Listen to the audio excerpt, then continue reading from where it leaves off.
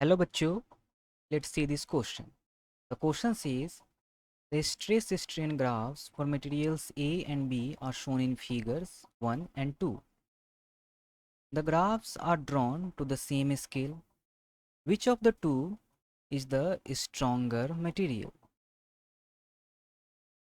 तो हमें गिवन है कि दो मटेरियल्स है ए एंड बी और उनका स्ट्रेस स्ट्रेन कर्व हमें दे रखा है।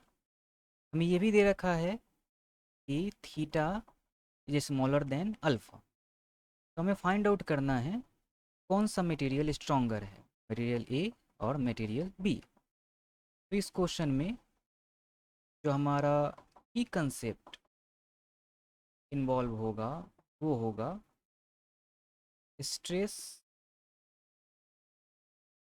Strain curve.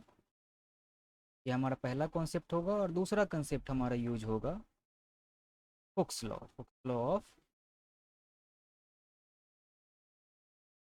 Of elasticity.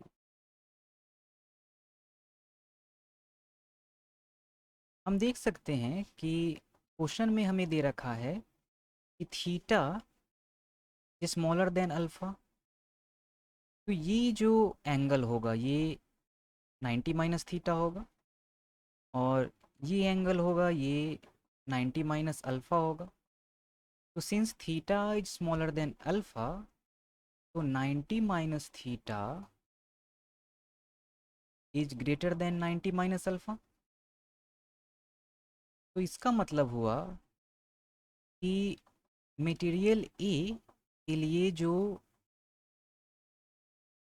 Hooke's law जहाँ तक ओबे होता है कर्व में, यहाँ तक हुक्स लॉ ओबे हो रहा है, तो यहाँ तक के लिए जो स्लोप है वो मटेरियल ए का बड़ा है।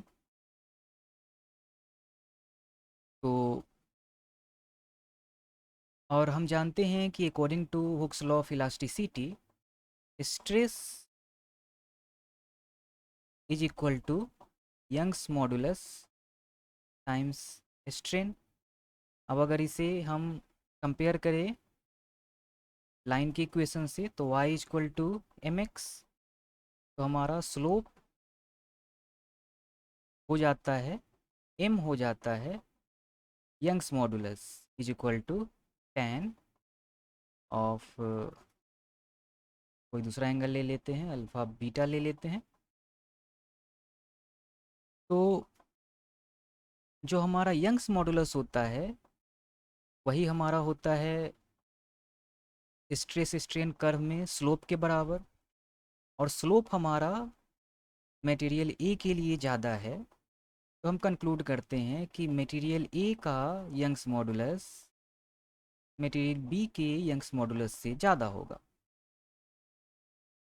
अब हम जानते हैं कि यंग्स मॉडुलस जिस मटेरियल का ज़्यादा होता है उस पर उसको स्ट्रेच स्ट्रेच करने के लिए या कंप्रेस करने के लिए हमें ज़्यादा फोर्स लगाना पड़ता है। यानी वो मटेरियल स्ट्रांग हुआ क्योंकि उसमें किसी भी तरह का लेंथ में चेंज लाने के लिए हमें ज़्यादा फोर्स लगाना पड़ रहा है। तो इसका मतलब ये हुआ कि मटेरियल ए हमारा ज़्यादा स्ट्रॉन्गर है। तो हमारा option number A correct option होगा। Hope you understood it well.